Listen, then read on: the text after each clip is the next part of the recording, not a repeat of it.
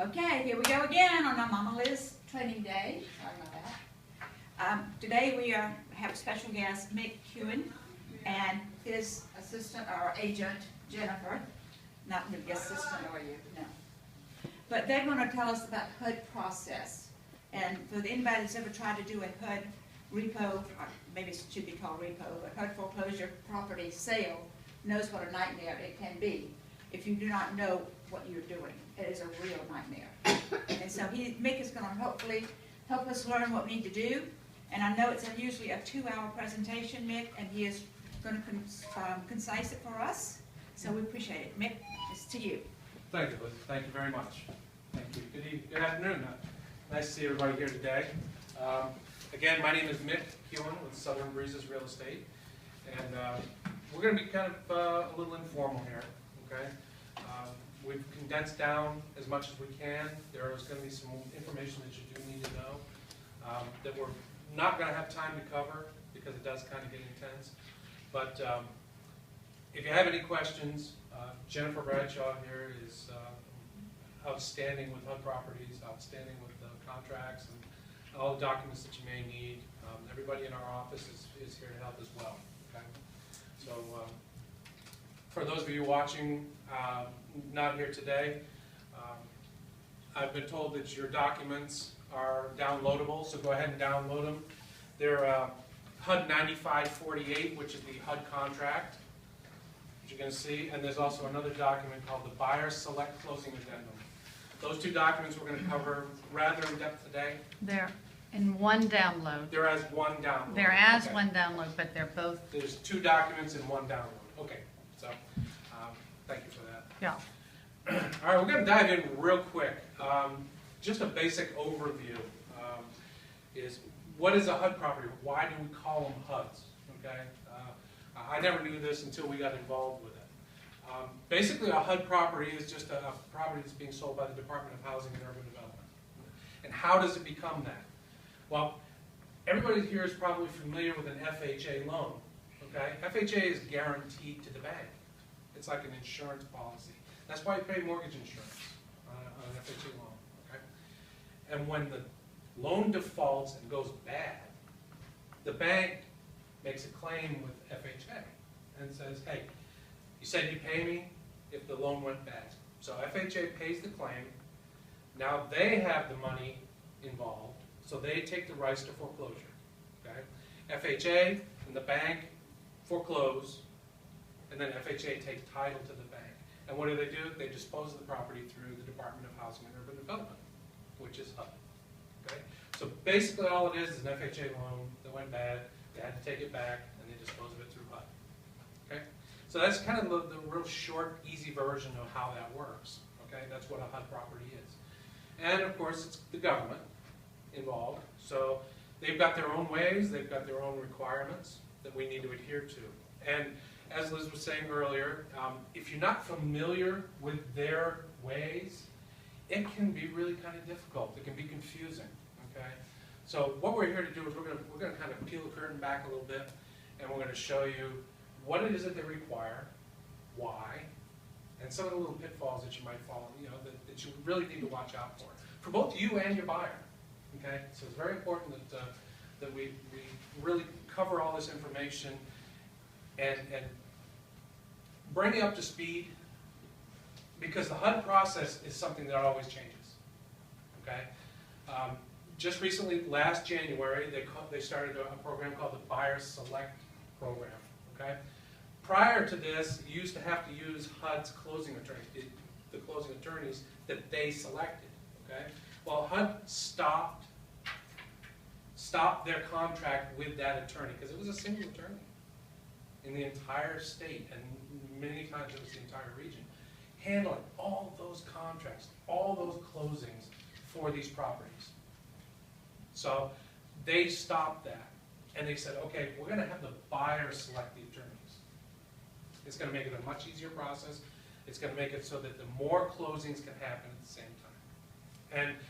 And I was kind of wanting to stomp my feet and say I don't like change, but you know what? It's been a really, really good change, because now we have more attorneys, we have more communication, and more information. I'm sure that everybody here knows that communication between the closing attorney, the lenders, and the agents and the buyers is very, very important. And one small hiccup in that can really mess up a deal for you. So they've done a real good job on changing that around. Okay. So we're going to jump in, and you're going to see me go past some of these slides, because if I was to stop and work on every slide, we'd be here for a couple hours. Okay. So basically, what we have is what we're going to cover is as much as we can. Some of HUD's programs, what an NAID number is, okay, and why it's important and who needs to have it. We're going to briefly cover the HUD website, because it's very user-friendly. It really is. The difference between insurable with escrow, and uninsurable properties. That's one of the most important things that you really need to recognize when you see a listing, okay? Because that affects everything from that point forward. From the buyer qualification, to the financing, to what can be done with that property and how it can be financed. Okay? So we're going to cover that fairly well. Okay? How to submit a bid is really quite easy. We're going to cover the contract package very quickly. Okay? That's where we're going to have to skip over some documents. And if you have any questions about that, we're happy to help. Okay? Some of the reminders and mistakes that we've seen, and you know, I tell everybody whenever we do these, you know, I'm not standing up here preaching theory, okay?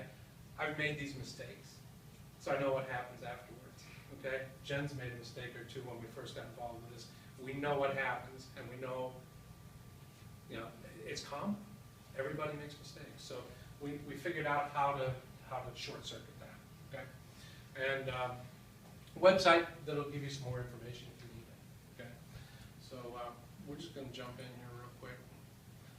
HUD has some programs, and you're probably going to, I could take an hour just going through these, okay? But NSP stands for Neighborhood Stabilization Program. And what HUD's main philosophy is if they can possibly get a property back into the hands of homeowners, okay, that's their main goal. All right? They prefer to have homeowners in properties versus non-owner occupants, investors, etc. Okay? So what they do is they slant their listings a little bit towards homeownership buyers, owner-occupant purchases in the very first period of the listing. Okay? And we'll cover a little bit of that. Good Neighbor Next Door program is very, it's a special program that's designed for police officers, firefighters, EMTs, and teachers. Okay, dig into the HUD website and just Google that Good Neighbor Next Door program, and there's a lot of information out there about that. Okay, and the requirements, etc. So I could go through this for a good long time, but the one thing that you really need to know is with the Good Neighbor Next Door program, they offer the property to the individual at a 50% discount. So it's a substantial discount, but there's a trade-off for this, okay? The buyer is probably going to have to pay you the commission, because HUD will not pay a commission on a Good Neighbor Next Door program house, okay? Because they're offering it at a 50% discount. They figure that, hey, you know, the owner can come up and pony up a little bit. And, you know, whatever you want to do, if you want to work pro bono, you can go ahead and do that. I mean, you know, I know, it's funny. Yeah? You can offer them, you know, do it for $500 flat fee, you can do it for commission, whatever it is you want to do. I mean, maybe the fireman lives next door to you, you know, and is renting a home, and you want to help him buy a house. Whatever it is, the case may be, okay? But that's one of the most important things that I really try to remember, is that on a Good Neighbor Next Door program home, commission's not paid by HUD. Okay. There's REO discount sales and dollar home sales and ACA. ACA program is called Asset Control Area, and that's just nothing that we ever deal with. That's something that's a blighted property, downtown Detroit today, New York, Philly, stuff like that. Okay. And all these programs you can bring in, you can jump out to the HUD website and find out more information on them, because it's readily available. And I'll show you some of the websites that we can go to. Okay. one of the main things that, that's required in order to put in an offer on a HUD property is an NAID number. From the very first beginning point where you're going to put that offer in on the site, they're going to ask you for that NAID. And your broker will supply that to you because it does belong to the company. Okay? That's not something an agent has to do. That's already assigned to your company. All right? So every agent in the same office is going to use the same NAID number. All it does is, HUD loves their acronyms. So it's just name and address identification number. That's all it is. Okay? And we're not going to go over how to get it because it's really kind of a moot point here. Okay? Registration. Okay? Each agent, before they can put an offer in on a HUD property, needs to register. Okay? And where you're going to go is HUDHomestore.com. HUDHomestore.com. Okay? Very, very user-friendly. It's available to the public. Absolutely free. There is no charge for it. This is where you're going to take a look. Everything that's out there is a HUD property. You can search by county, you can search by state, you can search by city. Whatever it is you want to search, you can look at it and find one. So if you're looking at a certain price range, you can do that as well. It's very user-friendly, and I'll show you exactly what it looks like. But in order to register, all you do is you click in the upper right-hand corner. It's a little blue thing that says register, and it's a very easy one-page, maybe two-page form. I did it so long that I forgot. Okay? Everybody who puts in an offer, any agent who's going to be placing an offer for a buyer, needs to register there.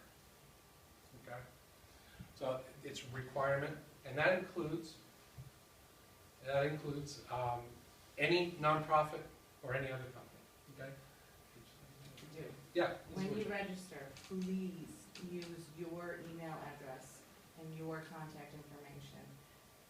Sometimes team addresses, email addresses, and that sort of thing are used, and that's fine as long as you personally are in those every day.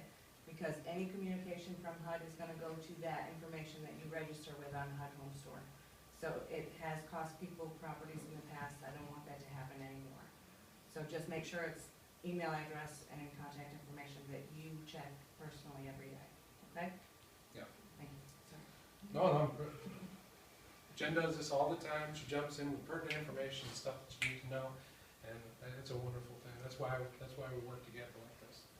You know, one thing is when they register in that top right corner, there's a little confusion about are they the bidder or there's two options there. Right. The register button, okay, is strictly for an agent to register to be able to place the offers. But they do have to select, and you're going to select selling broker. Selling broker, right. Sorry, that's changed. Oh, has it? It is confusing. Gotcha. Okay. See, she's on top of this stuff. Okay, I'm not proud. So, after you've done that, okay, and like Jennifer said, make sure that you put in the email address that you're going to be using and you're going to be viewing every day. Because once your offer is accepted, it's a very short period of time to get those documents into where they have to be, signed, and delivered. Okay? It's a very short period of time. And a 24-hour period that you didn't see the email is a problem. Okay? So it's got to be something that you're going to view on a daily basis, as Jen said. Okay? This is what you're going to be looking at, HUDHomestore.com. This is, it's a very easy site to go with. You can either click on the state that you're looking for, or you can use this drop-down menu. Okay? State is the most important one. And then you can fill in any one of these that you want. You don't have to fill them all in. You can fill in one. If you're looking in just strictly Charleston County, you just fill in county, hit search, and it'll bring up every property that's in Charleston County. Now these are HUDs. Every one of them are HUDs. Okay? And they're in real time. So there's no picking up the phone and saying, is this one still available? Do you have any contracts in on it? If it's on this website, it's available at that time. Okay?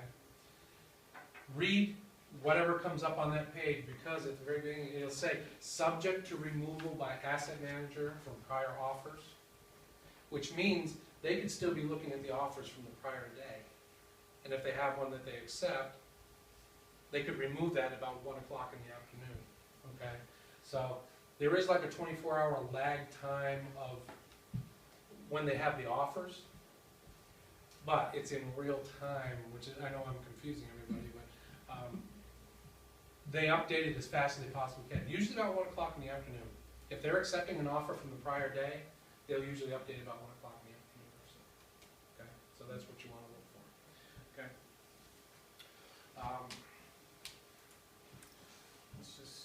Okay, this is one of the most important parts that I really wanted to cover because it affects everything from the buyer to the financing, okay, to what you can do with the property.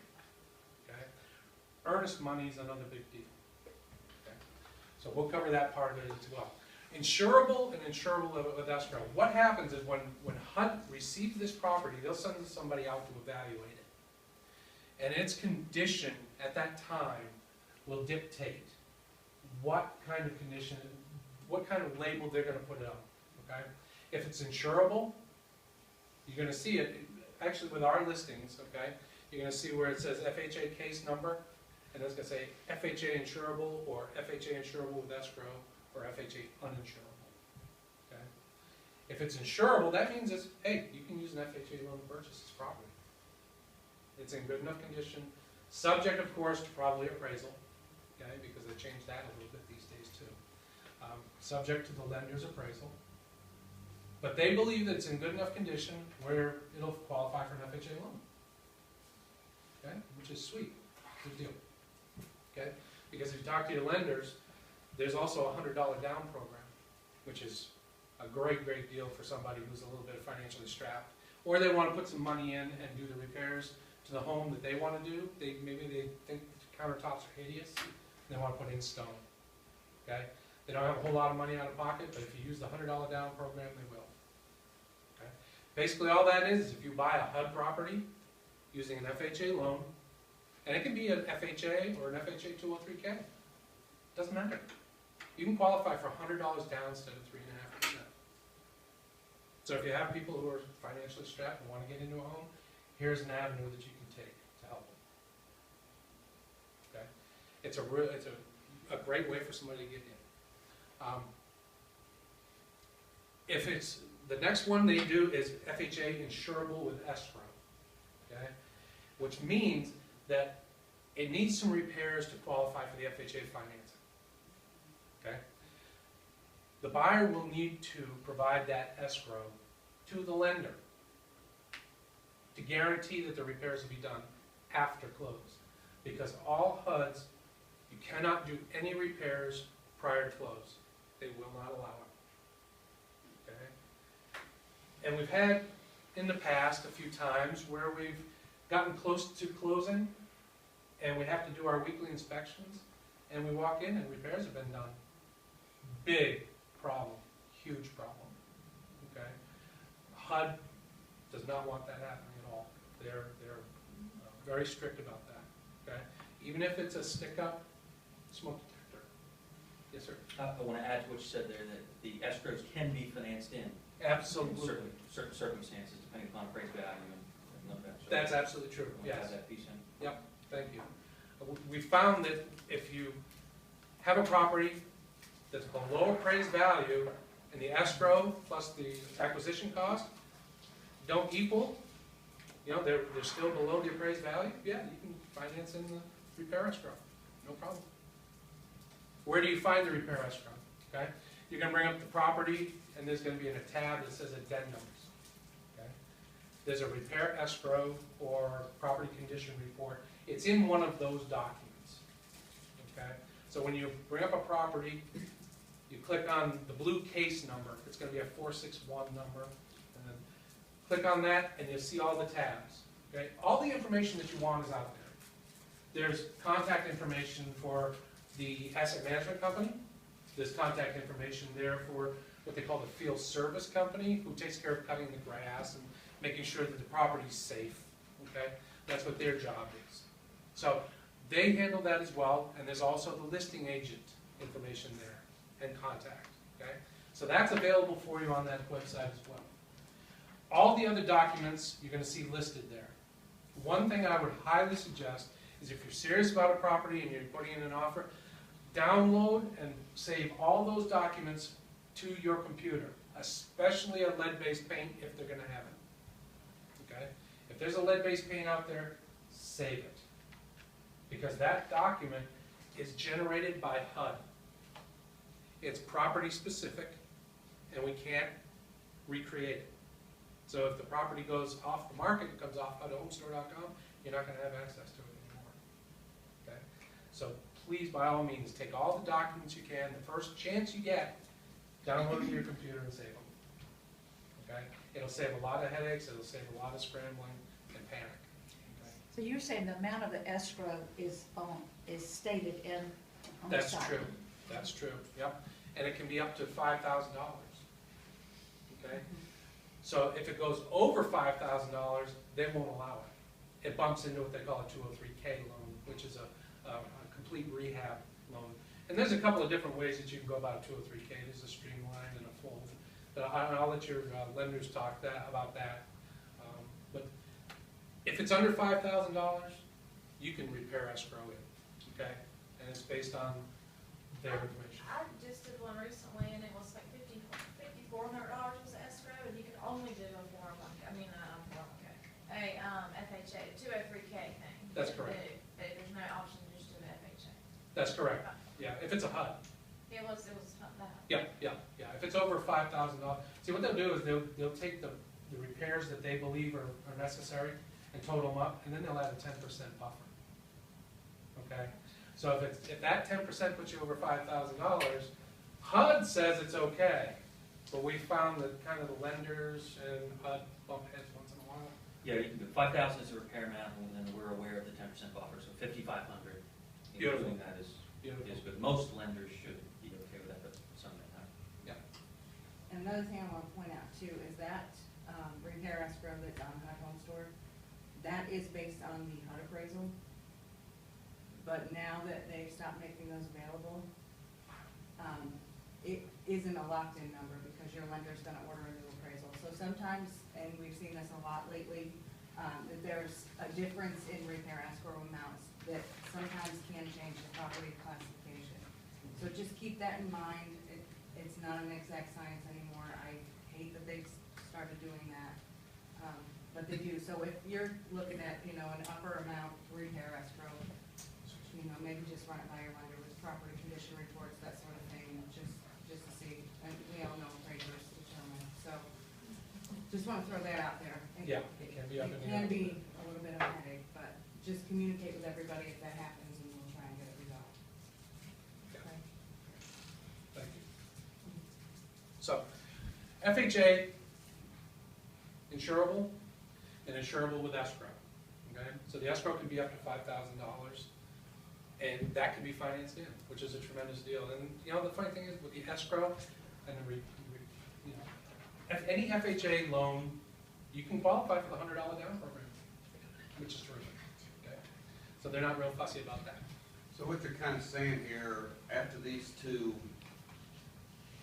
categories, insurable, escrow, Mhm. catch only after that, because the lender's going to loan against it more or less. Pretty much. Okay.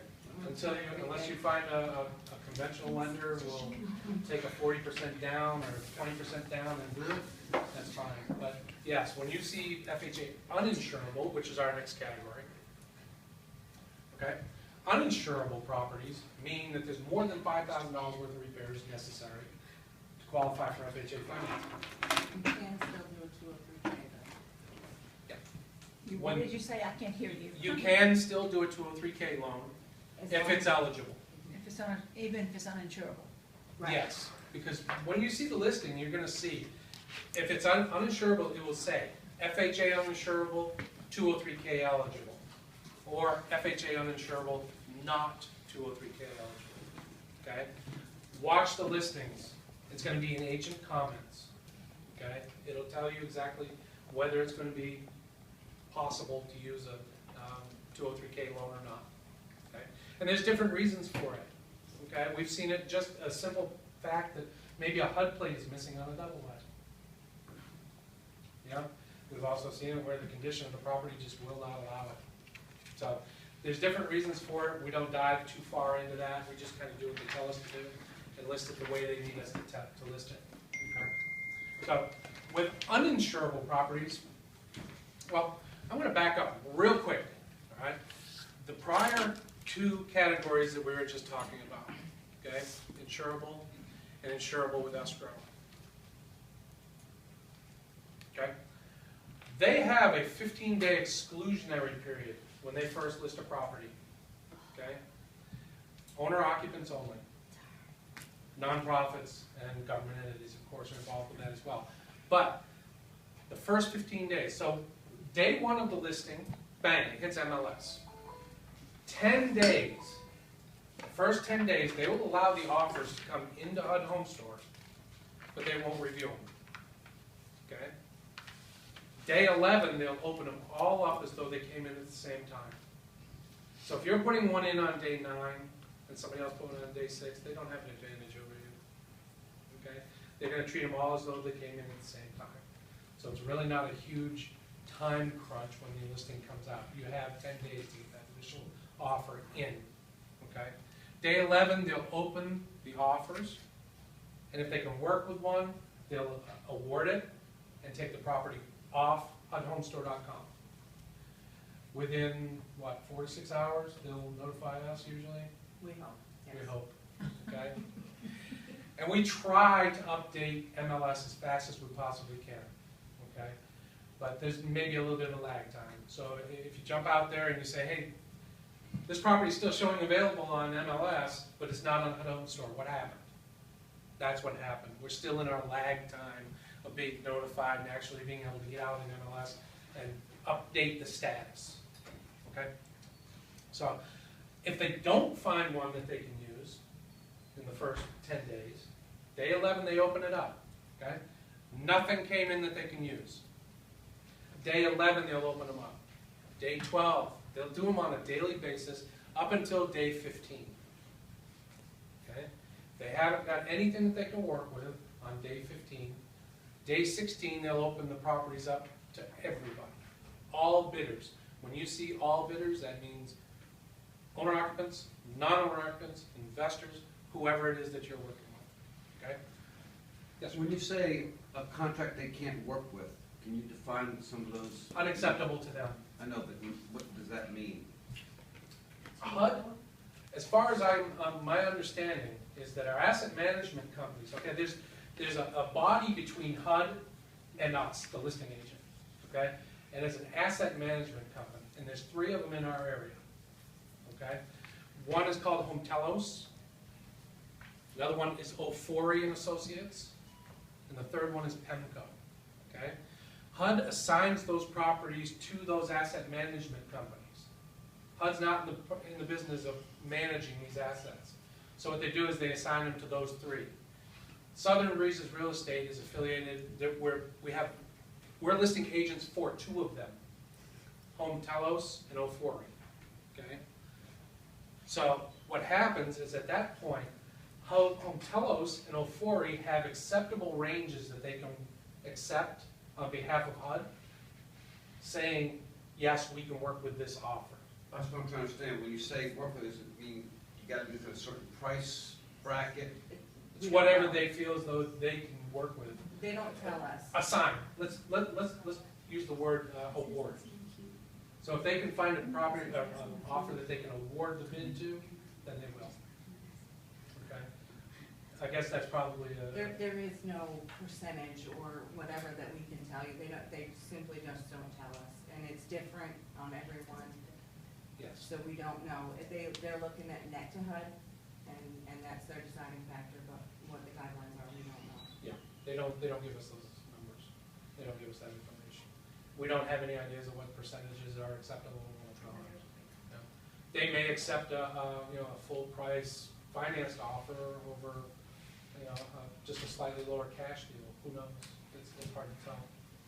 So each property is affected by the offer. So unfortunately, they don't give us a lot of that information. All the offers that you put in, again, when you go through HUDHomestore.com, we don't get notified of any offers. We don't get any information on how many have been submitted. All we get is when HUD or Ofori or HomeTelos comes back and says, we've got an offer that we've awarded the bid to, go ahead and place it as contingent. okay? So, And at that point, we get a name and a property address. That's it. and the real estate agent that's got the offer in, okay? That's what I meant by the name. Yeah, yeah. Now, will it tell us how many offers have been made or how many bids when we log in? No, No. Not at all. no, Okay, it's not a sealed bid. okay. And then, like, let's say I actually left both of you a message earlier. I didn't even know you were here. Oh, Anyway, so I was just viewing one.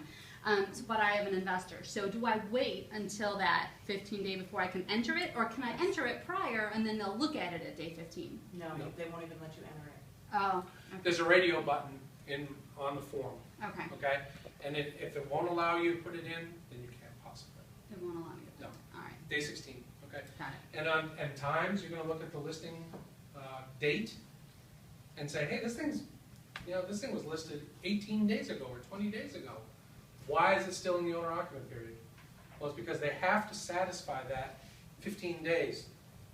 So if it went under contract on day 11, and then it falls out 5 days later, they still have to qualify and do that other 4 days. So it may be on the market for 20 days, but it's just because it fell back in, and they have to complete the rest of the owner occupant period, okay? So that's about as deep as I can get into it without going into a whole lot more information. So the owner occupant period is a 10-day, they'll let the offers come in, and then a 5-day period. So it's a total of 15 days before they can do that on the insurable and the insurable with escrow, okay? So what we're gonna do is we're gonna cover the uninsurable. This is where I was going with this, okay? Took kind of a long way around, but the uninsurable properties now, they've got a very condensed time frame. What they do is when it's an uninsurable property, they'll put it in what they call a lottery round. They'll make it available to certain programs on the HUD website, like the Good Neighbor Next Door program, like the $1 home sales, to the governments and such, okay? When they do that, that property will not be in MLS. It won't be available through our MLS. So if you want to locate properties that are in those certain types of programs, then you can go on HUDHomestore.com and click on the link. You click on the state and then click on the link, like it'll say Good Neighbor Next Door program. Okay? Click on that and it'll bring up all the properties that are available for that program. Okay? Very user friendly. Just mess around with it a little bit. Have fun with it. If you can't sleep some night, go ahead, jump in there. But, so those are available for owner occupant and non-owner occupant? Uninsurables? In, Yeah. First 5 days. in the It's- lottery round, you mean? Yeah, in the lottery round. That is nonprofits and government entities, Yeah. maybe some owner occupants, if it's like the Good Neighbor Next Door program, that sort of thing. They will make it available. Each one is gonna be classified by HUD, so it's not a general answer. It's because it's gonna be property specific, depending on the program they assign it to. Yeah. Unfortunately, there's no easy answer. Well, are all the uninsurable properties assigned to a particular program, all of them? No, not necessarily. They may just put it in a general lottery round, and Then that's open to everybody if they do that. it depends on how they classify it. I honestly, Yeah. because I deal with it, the lottery period so little, I don't know. I've seen various things on certain ones, so there's not a specific. Yeah. And there are telephone numbers and information, places where you can get that information. Call them, really. They're very user-friendly. They're great people. I was surprised, we made a phone call to one of the FHA outreach people. They actually wanted to help. They didn't make me feel like I was bothering them. They were actually very, very good. And then they'll follow up with an email. Hey, life doesn't get much better than that when you're working with the government. Okay?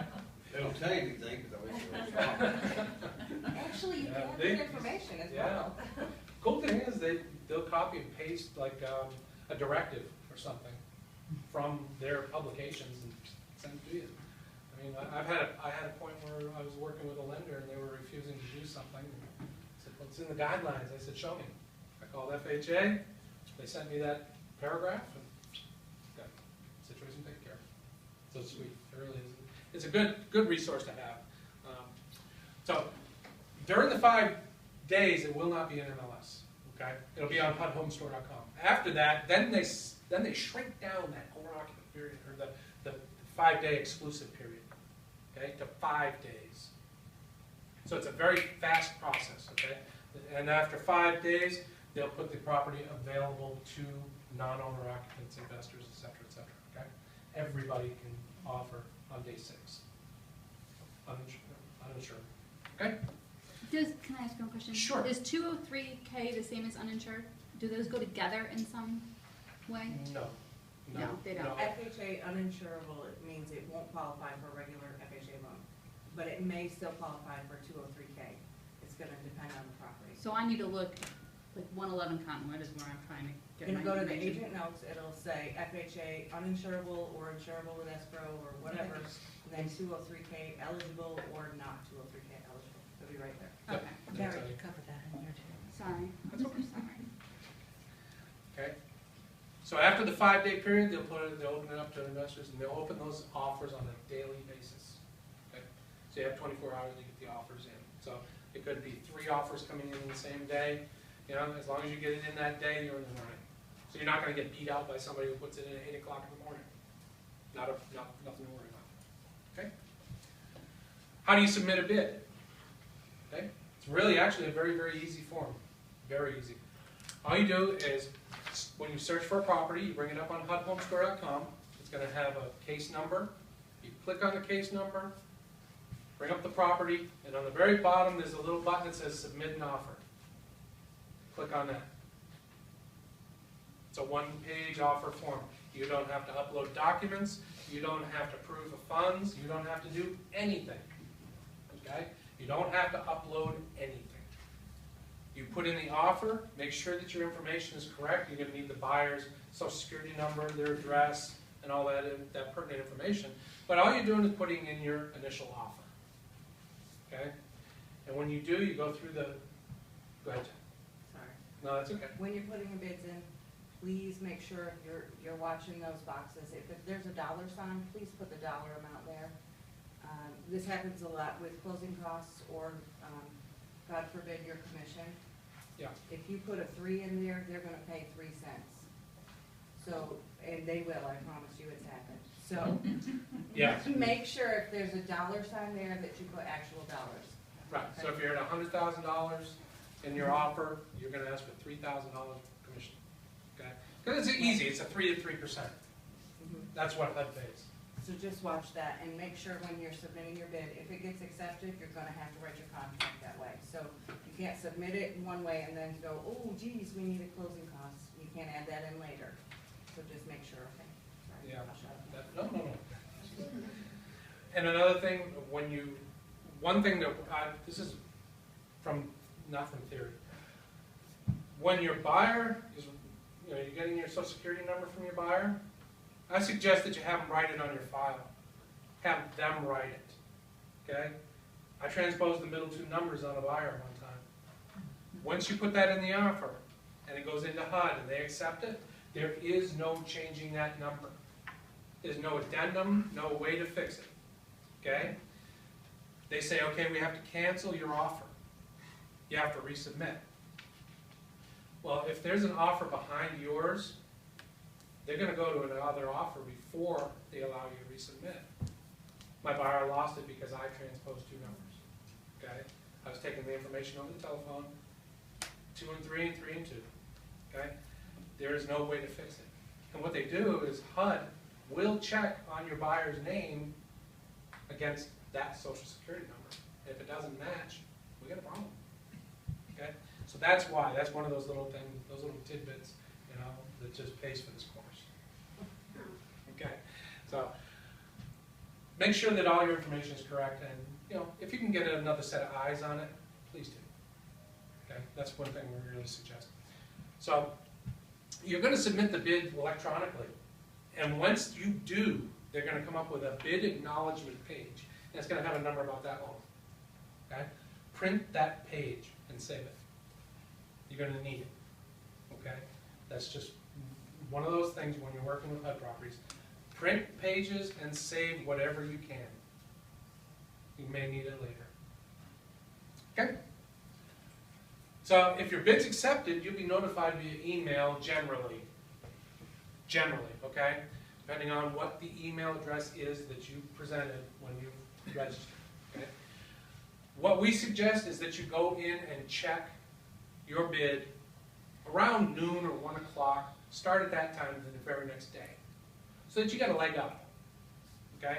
Because 3 or 4 hours is definitely a good thing to get in your corner. Get yourself a heads up and get started. Because once your offer is accepted, you have 48 hours to get those documents into their hands. Actual blue ink signature documents.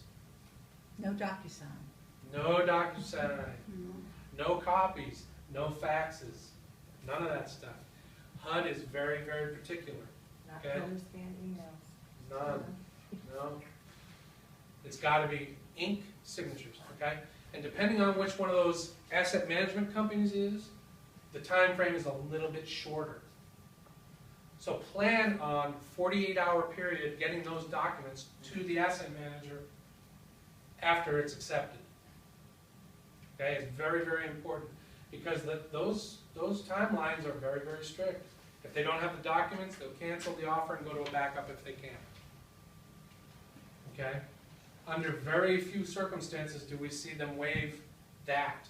If you can prove that when you overnight documents and things like that, and you have a tracking number, if they didn't receive it, you can call them with that tracking number and say, okay, I put it in the mail, it wasn't my fault. And sometimes they will extend.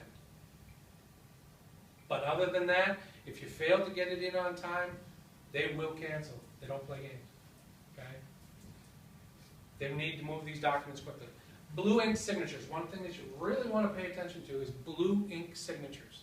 Don't use any highlighters on these documents. Okay? Blue ink signatures. Get used to it. There is, Ofori and Associates will allow black or blue. But what I try to tell people is, you know what, let's take the confusion out of it. Let's just go with blue. Okay? Because everybody accepts the blue.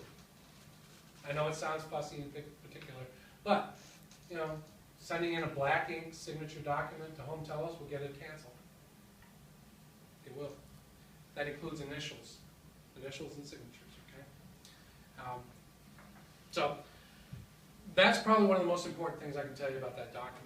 How does the non-real estate professional public citizen even have a chance? I mean, we're sitting here, licensed people with skills and do this on a frequent basis. We have to have special training. How does the average citizen get one of these things? It seems They don't. Why not? They don't. You have to be a licensed agent, registered with HUD, to be able to even place an offer on anybody's behalf. That includes nonprofits, government entities, all When you these. said when you opened it up to non-owner occupants, Mhm. which includes investors, they're not all real estate. He meant through real estate. Oh, yeah, agents. through Oh, they have to go through, okay. Yes, yes, I yes. misunderstood that. My apologies, okay. Sometimes I'm not 100% clear, so I apologize. But yes, I just didn't know who I was competing against after they opened it up for other offers, just fellow real estate agents or the public at large. other agents, yeah, strictly. Okay. So every document has to be in their hands in 48 hours. 48 business hours, okay? Doesn't include weekends. So if you get an offer, you know, accepted on a Friday afternoon or Friday evening, yeah, you've got till Tuesday. You're okay. All right? You don't have to worry about getting it there Sunday. All right? But one thing is, if you've got a client that you're putting in an offer for, make sure you tell them don't go to Disney. You have to be available to sign these documents, okay? And if we have to have revisions, I need you available, okay? We've had several people, I mean, it happens. Somebody's in Germany, they're in the military, they want to place an offer. The agent goes and places the offer, they say, hey, it's accepted, now what? Well, you have to get the documents in 48 hours. He said, well, it's going to be 7 days before we can get it to them in Germany. Sorry, it's not going to work. It's not going to fly. Okay? So, kind of step back before you place the offer. Make sure everybody's going to be available. Make sure everybody's going to be, you know, within distance to go ahead and get everything done. Okay? And if you kind of run into a snag where you say, hey, you know, my buyer's in Ohio, there's ways to do it. We've done it. I've done it as far as Washington State, so it can be done. Okay? So, all is not lost if they're out of state. Okay? Every document has to be sent. And that includes certified funds. Certified funds, earnest money check. And the easy way, and earnest money is real easy, okay? $50,000 and below, it's $500. So it's $50,000 and below, $500. If it's $50,001 and above, it's $1,000. That's it. Don't allow your buyer to increase the amount or decrease the amount. That's in stone. Okay? It will be rejected if it comes in higher or lower. It has to be the exact amount. Okay?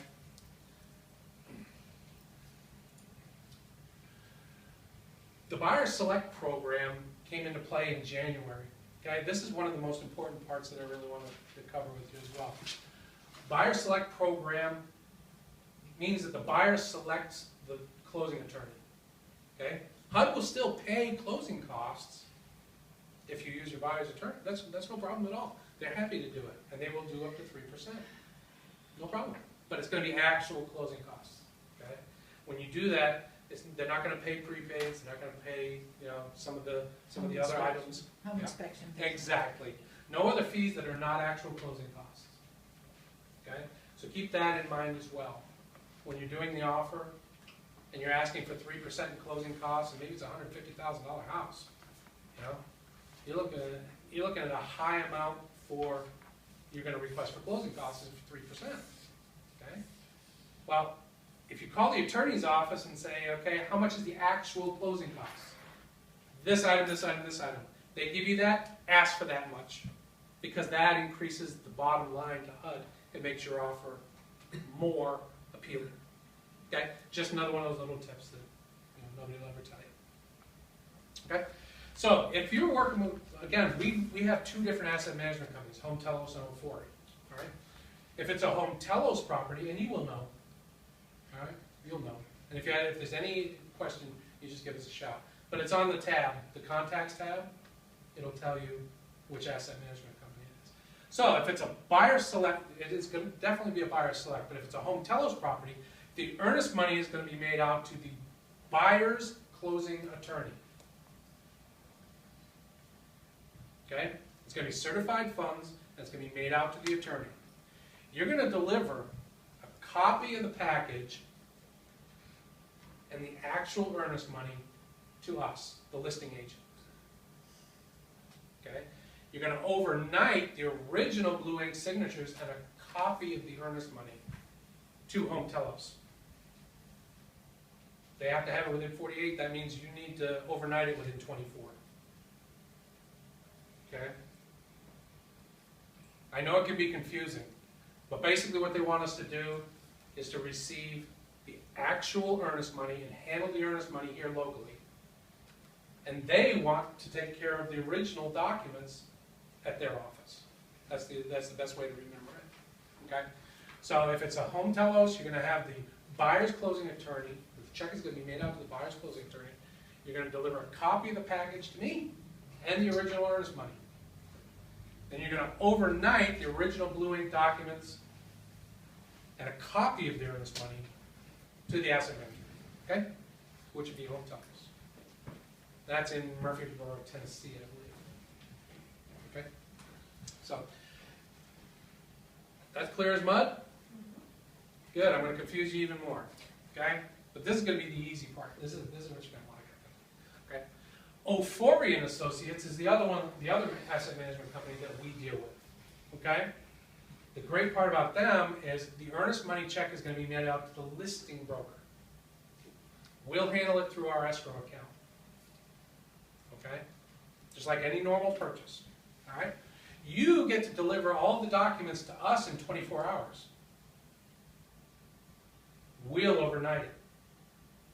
You just saved yourself overnight fees. Okay? So, it's a good deal all around.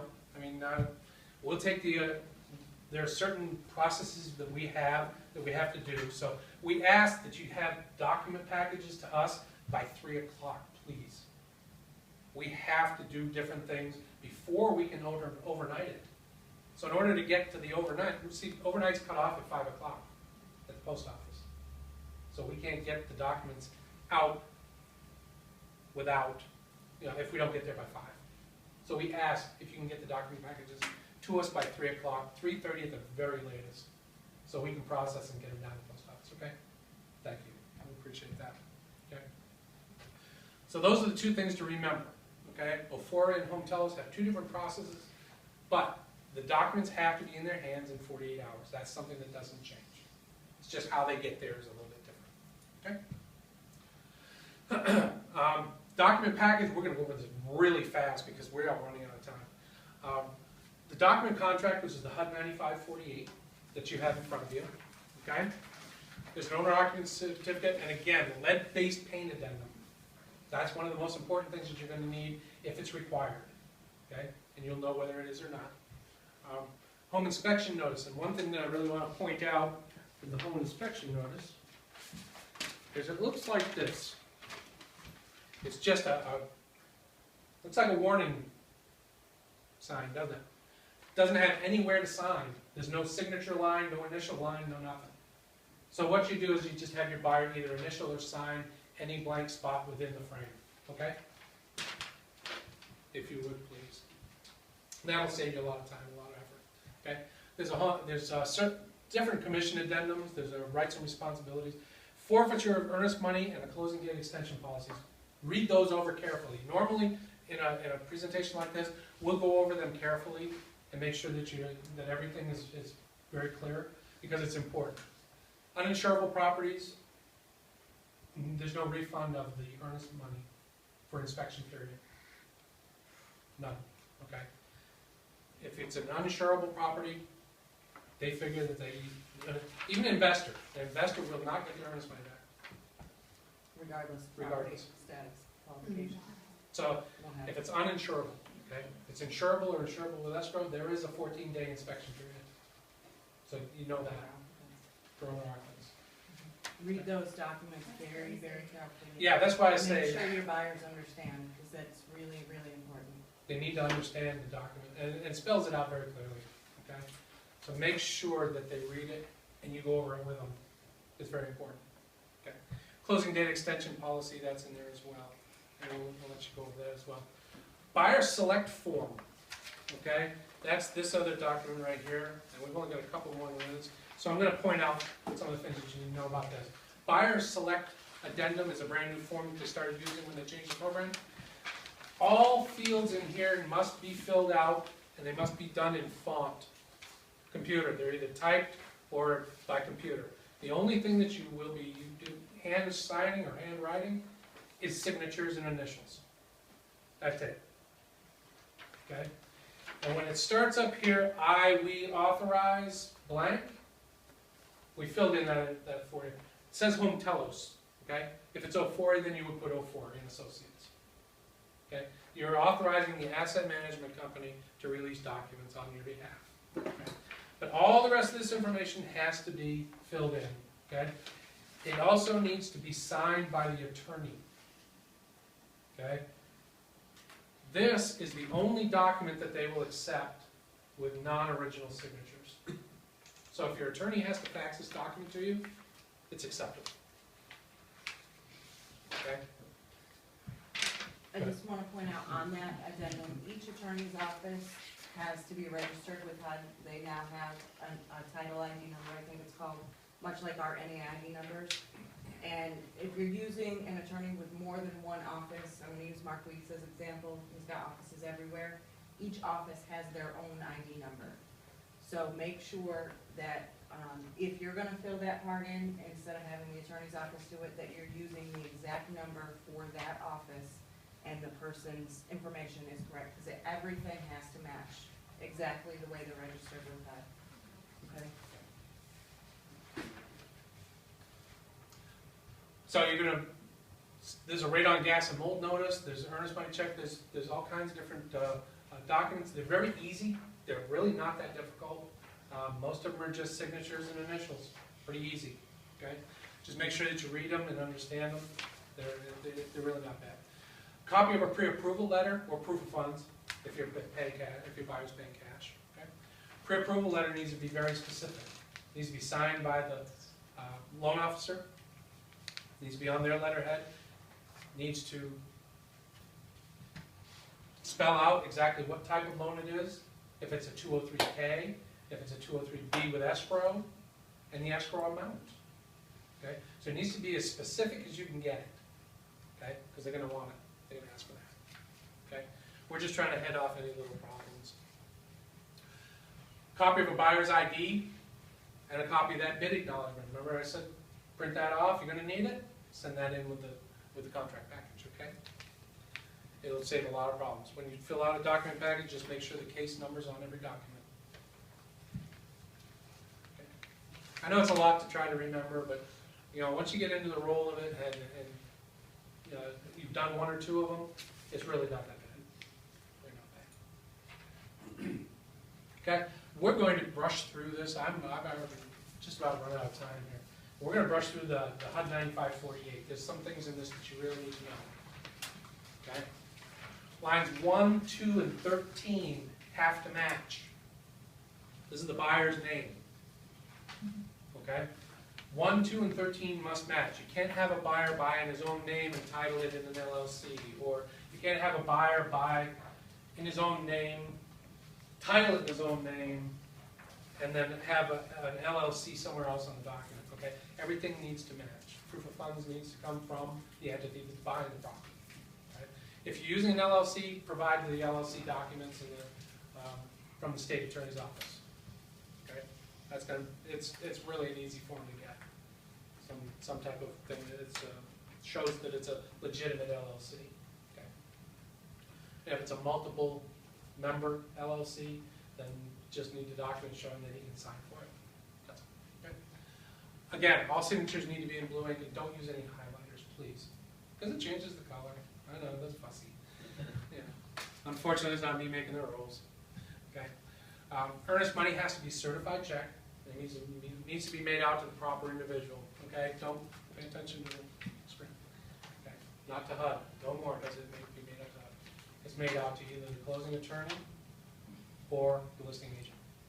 Okay. It has to be certified funds. Money orders, yeah, they work. That's certified funds. Okay. It's considered certified. Okay. Again, we covered the earnest money, $500 for anything $50,000 and below, and $50,001 and above, $1,000. Okay. Item number 3, and again, Jennifer said earlier, when you see this document, like on the far right-hand side where it says number 3, and there's a dollar sign, that's where you're going to put in the dollar amounts. Okay, that's what they're asking for, is actual dollar amounts. They're not asking for percentages or anything like that. Okay, you're going to come down to item 4, and you're going to put in what type of loan this is. Okay, and if you have any problems filling out these contracts, I'm gonna breeze through this very quickly. Okay, give us an email, give us a call, stop in our office. Our office is always open to anybody. If you want to come in and you have a question how to fill out a document or what needs to go in a spot, contact us. We're happy to help. Okay, that's what we're here for. All right. Number 5 and number 6 and 6A and 6B. Okay. 5, you're going to ask for closing costs, and that's going to be the actual dollar amount. 6A and 6B, you're going to be spelling out exactly what the commissions are. And then you're going to take 3, subtract 5, 6A and 6B, and that's going to come up with number 7, which is the magic number, net to HUD. This is the number that they make their decisions based on. Okay? So anything you can do to adjust that number up to make your offer a little bit more attractive, that's what you need to do, okay, if you want to. It's just one way to get yourself a leg up on some folks who don't. Okay? If it's a hot property and you know darn well that there's going to be a lot of activity, make it as attractive as possible. We've seen offers get accepted for $1 difference. It makes a difference. Okay. Let's see. 8. This is where you're going to spell out what the, whether they're an owner, occupant, a government entity, whoever it is. Okay. 9. We're going to go over this very quickly. Okay. All financed offers, okay, shall be 45 days. On home, okay, home telos. They've changed this too, you're right. Okay, home telos. All financed offers will be 45 days. Cash offers 30. It's for days allowed to close. Yeah. Okay. Ofori and Associates, cash or loan, they'll do 45. Are they doing cash at 30 now? No. Okay. Cash or loan at 45 days, and they'll allow 60 for a 203K. HomeTelos is now doing that as well, so Oh, okay. 203Ks are 60 for both asset management companies right now. That does change, so just watch out for that. Yeah. The only thing constant with HUD is change. Okay. You have to be up to date on this stuff, and that's why we work together. Okay. Make sure that you let. Okay, we're gonna go down here a little bit further. Okay. Item number 12 is something that's missed all the time. To the right, it says purchaser's initials and seller's initials. Okay.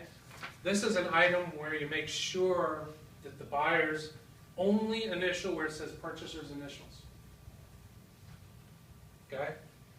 So if there's a husband and a wife, or two individuals buying, both initials need to be where it says purchaser's initials.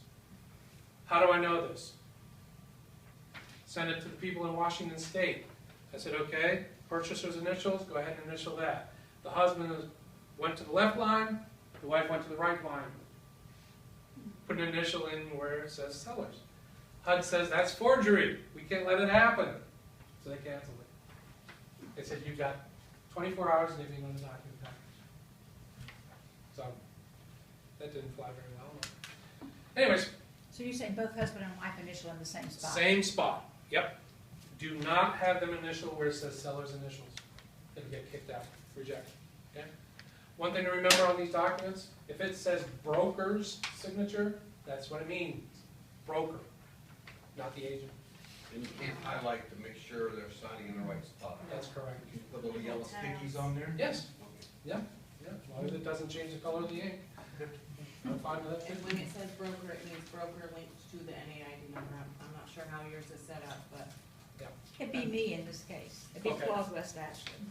Okay. Okay. Be me for So, iPhones. each office has it set up however, or the letters to allow the agent to sign as long as that's an original signature. Right.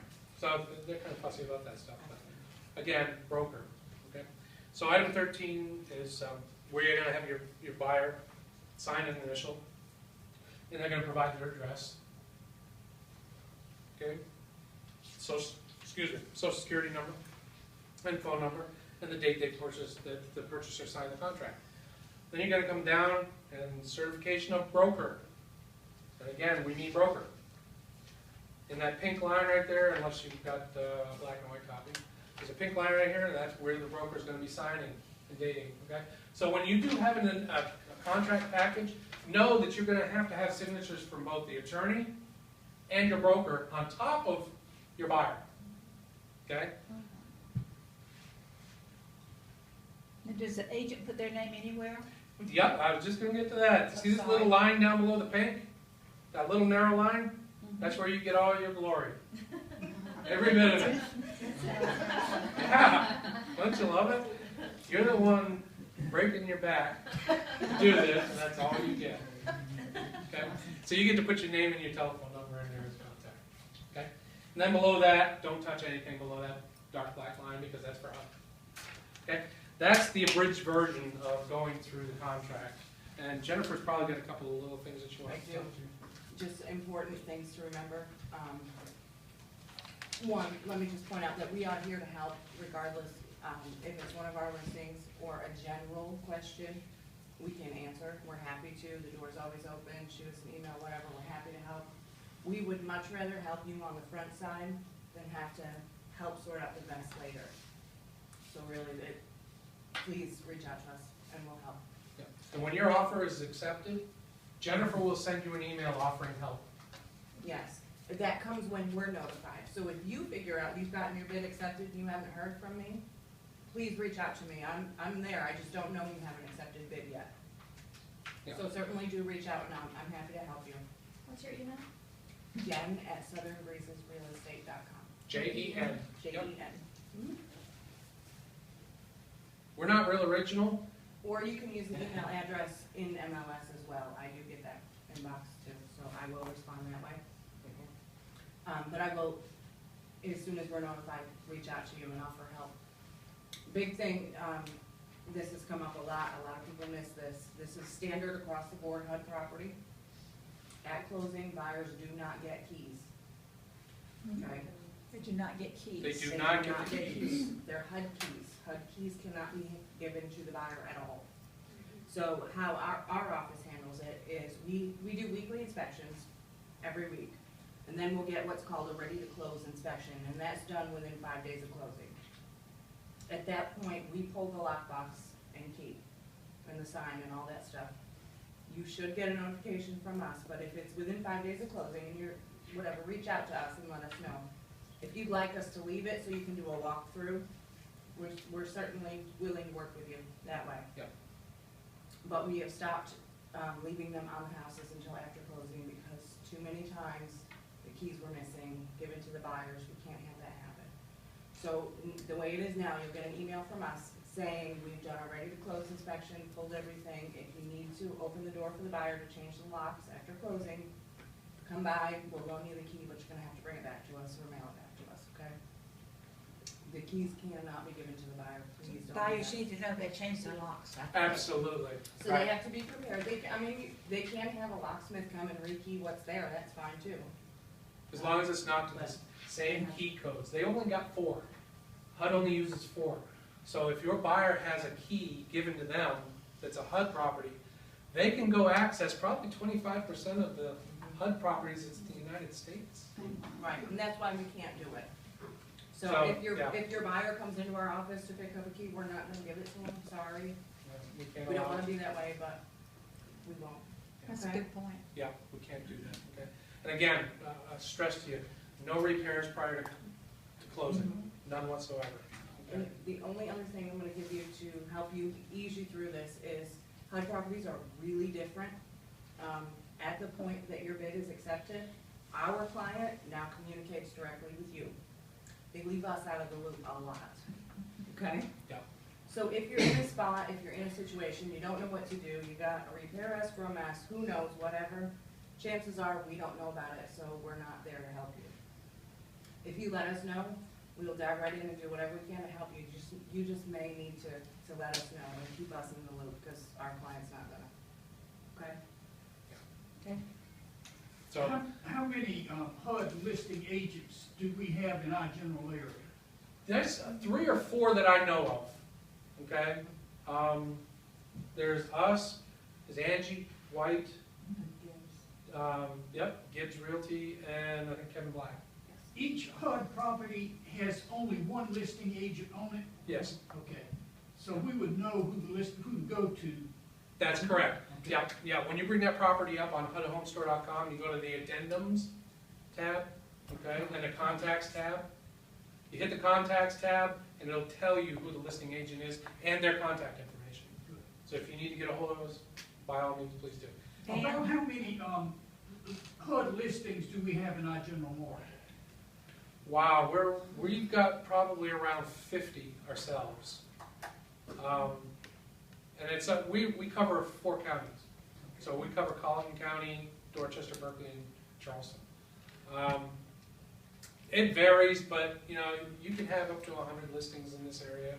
You know, just jump on HUDHomestore.com, click South Carolina, hit the county, and it'll bring up all of them. So yeah, they're easy to search, very, very user friendly. And another cool, excuse me, Liz. The great thing about the HUDHomestore.com site is it's free to everybody. Your buyers can be searching that. You don't have to do it if you don't want to. Have your buyers search it all day long if they want. It's up to you. Dan had something he wanted to share. Yeah, you touched upon it briefly. The $100 down program is fantastic. Normal FHA loan, just smaller down payment. The thing that you need to know, and I hate that they changed this, they used to provide an appraisal for us so we knew the value. And the value is very important because there's 2 things that in an ideal world the customer can finance into the loan, and that is 1, the upfront mortgage insurance, that 1.75%, which is a big number, and repair escrows, if there are any, up to the $5,000. The problem is when we go to prepare a good faith estimate, which we have to do right away for the client, we don't know whether it will appraise for enough to include them. So we sort of have to give an ambiguous answer to a client, and you kind of need to know this. And so we will plan on being able to finance them in, assuming it appraises for, assuming that the number is 100% or below. But they could have to come out of pocket with the repair escrow and or the upfront mortgage insurance, and those could be big numbers. So we feel like we're mortgage lenders these days are always trying to avoid a situation where we can be accused of bait and switch. But this is an awful one because we're selling a 100 down program where they might have to bring $5 grand out of their pocket. So this is HUD's rule. It is what it is. Now, I believe, at least the ones that I've seen, we've all come in under 100%. So I think they sort of know it when they're preparing, their list price and their repair escrows. I don't know that for sure. Fair enough. That they're kind of estimating that it'll all fit in. They don't tell us what the appraised value is. We know that they have one. What we can say is generally, I'm not gonna guarantee this, but it's right about appraised value. Yeah. The original, one thing you can do. The original list price. Look at the original list price and the history of that property when we list it, okay? If you open that up and the original list price was at $100,000 and today it's at $80,000 because it's been on the market for 45 days, you know that HUD probably knows that that property appraises for $100,000. So that'll give you a good rule of thumb, good ballpark figure to do, okay? Another thing, good, I'm glad you brought that up. Yeah, and I was going to say, so my advice to you is, before you hit that bid, you might talk to your loan officer for them to show you the calculations, very basic calculations, but you get an idea of whether your bid's going to put you in trouble. Yeah. One other thing that we want to be careful with, and I'll wrap it up very quickly here.